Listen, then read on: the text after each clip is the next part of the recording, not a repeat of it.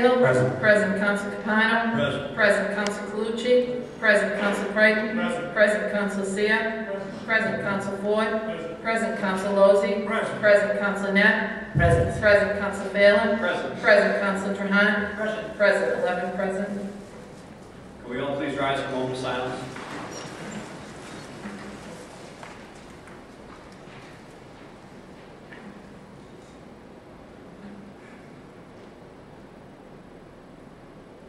Tonight we have 3 members of the Lynn Youth Council that are going to lead us in the Pledge of Allegiance: Camille San Gabriel, Stanley Wartring, and Ori Barr.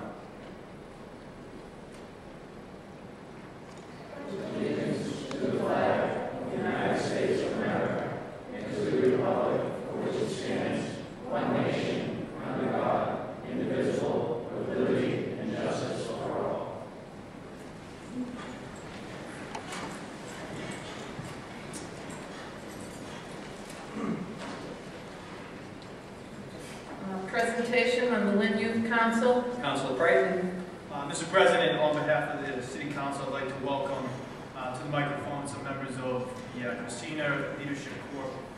They've been very active with the help of David Carey, North Shore Community College, as well as Greg Ellenberg of the YMCA, to establish the Lynn Youth Council. They're just going to speak a little bit about that tonight. Thank you.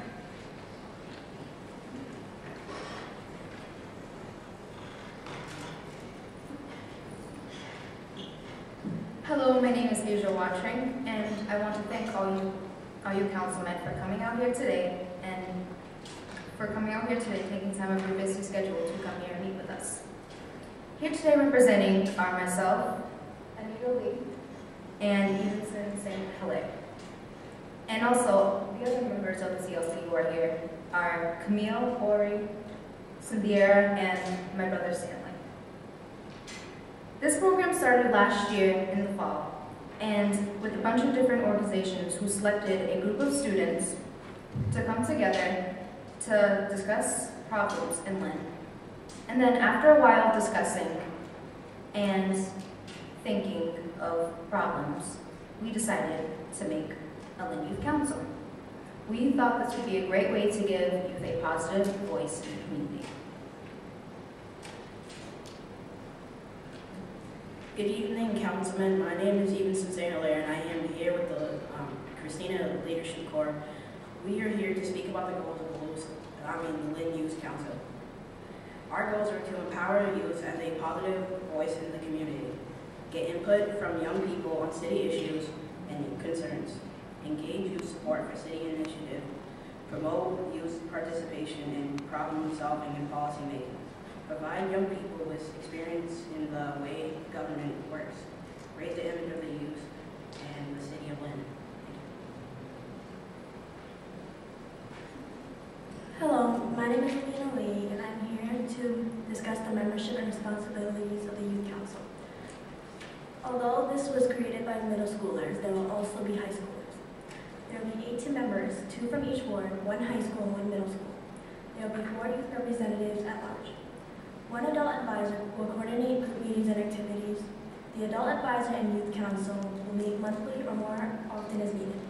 The ward counselors and counselors at large will meet the youth council on a regular basis, which is still to be determined. Some responsibilities are: the youth members will attend meetings, undergo training and orientation, and represent their peers. The member will research and discuss issues and make recommendations to the city council. The youth council will assist city councilors as needed.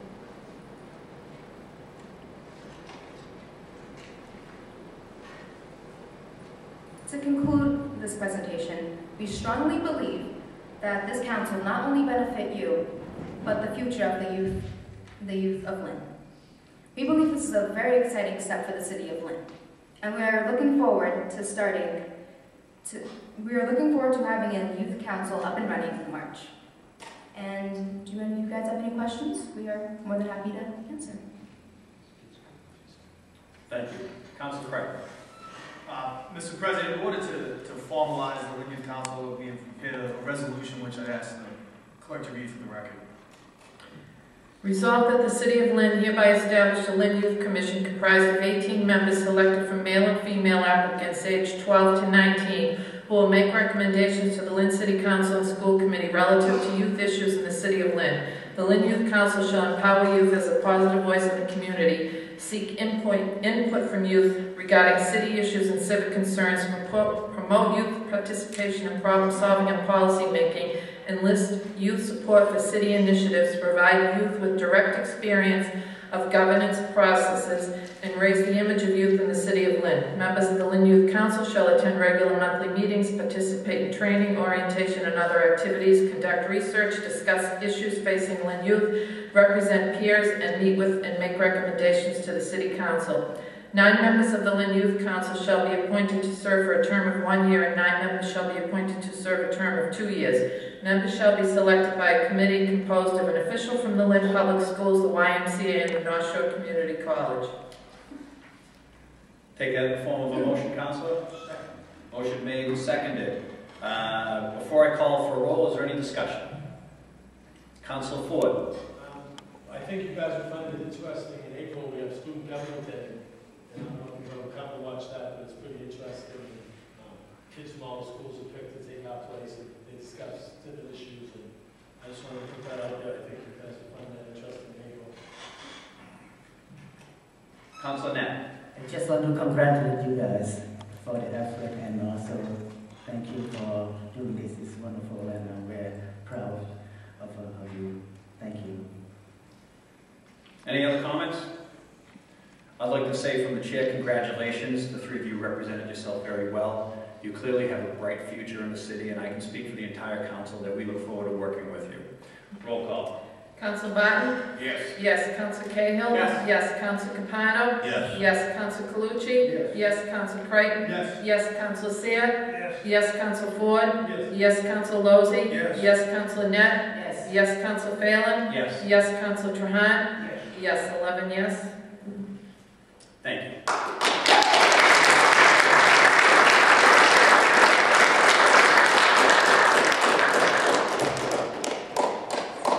We have no communications, and we have 1 public hearing scheduled. Public hearing relative to a burnt dilapidated or dangerous building or other structure located at 380 Chatham Street. All is authorized by Massachusetts General Laws, Chapter 139, Section 1. Open the public hearing for anybody wishing to speak in favor. Anybody wishing to speak in favor? Anybody in favor? Seeing no one wish to speak in favor, close the public hearing for all those in favor. Open the public hearing for anybody in opposition. Mr. President, through you to the members of the council, I'm Attorney Sam Vitale. I'm here on behalf of the owners, Stephen and Kathleen Santos, who are seated here in the front row with their son Joseph. If you've been by the building, I think you see that it's not open, dilapidated, dangerous. That's not to say that it has not been a nuisance for Councilor Seer and the people who live in this neighborhood. It's in the English high school area. It was a well-maintained home. The Santoses lived there for over 20 years. It was their homestead. They lived on the 2nd floor. They had long-term tenants on the 1st floor. Their sons grew, became adults, and moved on out. At that point, they were sort of empty nesters. They relocated out of state. They're not absentee landlords. Joseph was here, watched over the property for them.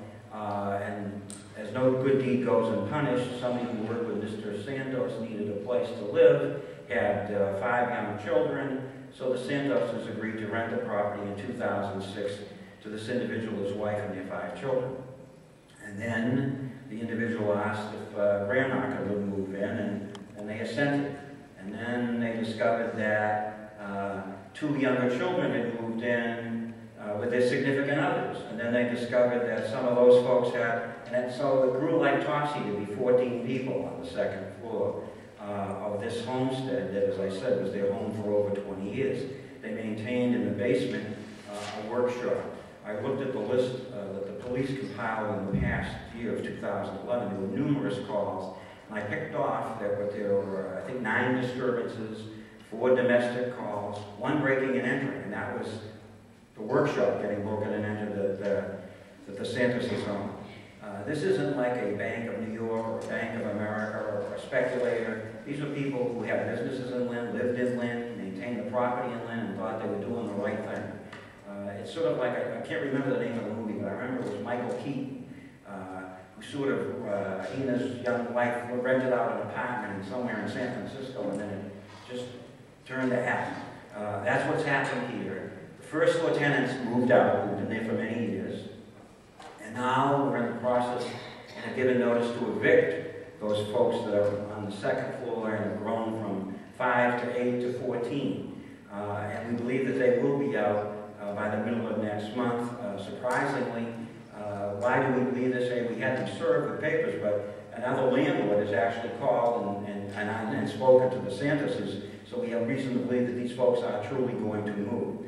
If and when they move, as we hope they will, the property is going to be renovated. I think the Santoses have learned a valuable lesson with respect to what's, and I think many landlords have learned faced, what proper scrutiny needs to be done when a property is being rented. It would be a shame to take down and remove from the tax rolls this building. The city needs affordable housing, and it needs responsible people. I looked to see if there were violations. In 2009 was the last time I saw there were 4 or 5 violations, and it was for trash.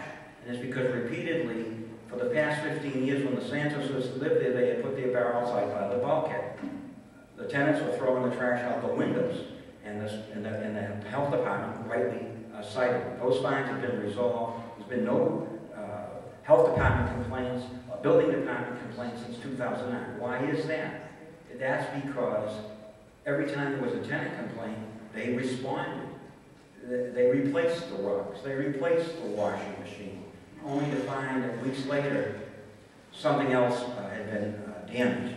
So they're at the end of their wits. I know that Council Sears at the end of his, and the neighbors have been unduly burdened and have been very patient. I'm just asking for essentially another month or so, so that we can have this, these tenants removed. I think that the Santoses, as their prior 20 years of occupying this property, had demonstrated they'll be responsible property owners, and I hope for that reason that the council would forbear for a short period of time. Thank you. Anybody else wishing to speak in opposition? Anybody else in opposition? Good evening, Kyle Greener, representing the Lynn Historical Commission. I've been by the property and I don't see anything particularly wrong with it. It is potentially historic, and we would like to register our official opposition to this any potential demolition based on its potential historic nature. It's something that the Historical Commission can do to assist the council in remedying any of these problems. Please let me know, and we'll see what we can do for you. Thank you. Thank you. Anybody else in opposition? Calvin Anderson, 12 Concord Street. This, as a member of the Lynn Historical Commission, I will concur that I was one of the ones who feels this way. But as an individual and as a tax-paying citizen in the neighborhood, I think that this is, sometimes a demolition order is well intended. This time, it's really not the right thing to do. It's an extreme measure. The people who own the building in good faith do have some problem tenants, so it isn't a structure problem or a landlord problem, it's a tenant problem. And believe me, you've got their attention, and we're going to assist them in any way we can too. If you go by the building, you'll see there's some new doors on it, there's some improvements. It's a sound structure. It's one of the gems of our city. Anybody else in opposition? Takis Kadanis, 90 Spring Drive. In opposition, I think it's a cultural asset to the community. Thank you. Anybody else in opposition? Anybody in opposition? Seeing no one else wish to speak in opposition, close the public hearing. For all those in opposition, close the public hearing. Councilor Sears. Thank you, Mr. President. Just for the record, Councilor Grant's been dealing with this house more than I have. I kind of inherited it when we changed the districting in the city of Lynn.